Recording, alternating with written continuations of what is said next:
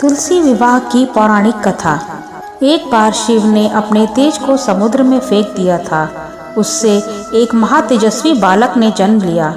यह बालक आगे चलकर जालंधर के नाम से पराक्रमी दैत्य राजा बना।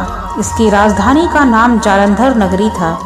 दैत्यराज कालनेमी की कन्या वृंदा का विवाह जालंधर से हुआ।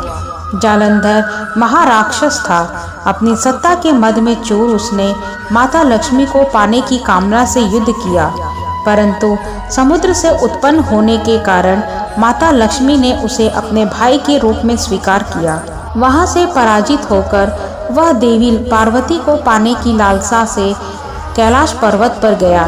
भगवान देवादिदेव शिव का ही रूप धरकर माता पार्वती के समीप गया, परंतु माँ ने अपने योग बल से उसे तुरंत पहचान लिया तथा वहां से अंतर ध्यान हो गई। देवी पार्वती ने क्रुद्ध होकर सारा वृत्तांत भगवान विष्णु को सुनाया। जालंधर की पत्नी वृंदा अत्यंत पतिव्रता स्त्री थी। उसी के पतिव्रत धर्म की शक्ति से जालंधर ना तो मारा जाता था और ना ही पराजित होता था।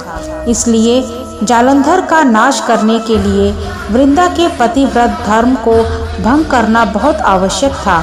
इसी कारण भगवान विष्णु ऋषि का वेश धारण कर वन में जा पहुँचे, जहाँ वृंदा अकेली भ्रमण कर रही थी। भगवान के साथ दो मायावी राक्षस भी थे, जिन्हें देखकर वृंदा भयभीत हो गई। ऋषि ने वृंदा के सामने पल में दोनों को भस्म कर दिया। उनकी शक्ति देखकर वृंदा ने कैलाश पर्वत पर महादेव के साथ युद्ध कर रहे अपने पति जालंधर के बारे में पूछा। ऋषि ने अपनी माया जाल से दो वानर प्रकट किए। एक वानर के हाथ में जालंधर का सर था तथा दूसरे हाथ में धड़। अपने पति की यह दशा देखकर वृंदा मूर्छित होकर गिर पड़ी।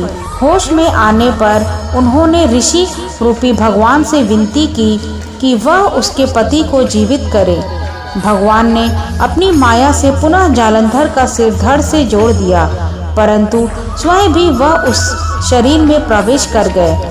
वृंदा को इस छल का तनिक भी आभास न हुआ। जालंधर बने भगवान के साथ वृंदा पतिव्रता का व्यवहार करने लगी, जिससे उसका सतीत्व भंग हो गया। ऐसा होते ही वृंदा का पति जालंधर युद्ध में मारा गया। इस सारी लीला का जब वृंदा को पता चला तो उसने क्रुद्ध होकर भगवान विष्णु को हृदयहीन शिला होने का श्राप दे दिया। अपने भक्त के श्राप को भगवान विष्णु ने स्वीकार किया और शालिग्राम पत्थर बन गए। सृष्टि के पालनकर्ता के पत्थर बन जाने से ब्रह्मांड में असंतुलन की स्थिति हो गई। यह देखकर सभी देवताओं ने वृंदा से प्रार्थना की कि वह भगवान विष्णु को श्राप मुक्त कर दे। वृंदा ने भगवान विष्णु को श्राप मुक्त कर स्वयं आत्मदाह कर लिया। जहाँ वृंदा भस्म हुई वहाँ तुलसी का पौधा उगा।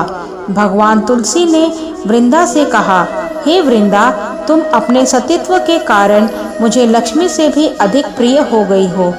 अब तुम तुलसी के रूप में सदा मेरे साथ रहोगी। तब से हर साल कार्तिक महीने के देव उठनी एकादशी का दिन तुलसी विवाह के रूप में मनाया जाता है। जो मनुष्य भी शालिग्राम रूप के साथ तुलसी का विवाह करेगा, उसे इस लोक और परलोक में विपुल यश प्राप्त होगा। उसी दैत्य जालंधर की यह भूमि जालंधर नाम से विख्यात है। सती वृंदा का मंदिर मोहल्ला कोट किशनचंद में स्थित है। कहते हैं कि स्थान पर एक प्राचीन गुफा भी थी जो सीधी हरिद्वार तक जाती थी। सच्चे मन से 40 दिन तक सती वृंदा देवी के मंदिर में पूजा करने से सभी मनोरथ पूर्ण होते हैं। जिस घर में तुलसी होती है वहाँ यम के दूत भी असमय नहीं जा सकते। मृत्यु के समय जिसके प्राण मंजरी रहित तुलसी और गंगाजल मुख में रखकर निकल जाते हैं, वह पापों से मुक्त होकर बैकुंठ धाम को प्राप्त होता है। जो मनुष्य तुलसी व आंवले की छाया में अपने पितरों का श्राद्ध करता है, उसके पितृ मोक्ष को प्राप्त हो जाते हैं। जय माँ तुलसी।